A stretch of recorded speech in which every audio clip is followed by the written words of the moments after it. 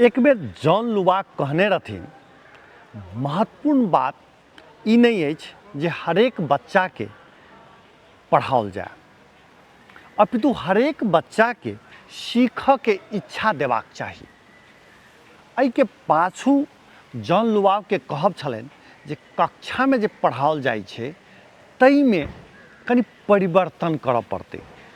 हुनकर जे उदाहरण छलनि शिक्षाक पारंपरिक तरीका विरुद्ध एकटा नव सोच छल। हुनक कहब छल बच्चाके मात्र किछु विशेष विषयके पढ़ाएब आवश्यक नहीं अछि, अपितु ओकरा सीखऽके इच्छा आ जिज्ञासा देब महत्वपूर्ण अछि।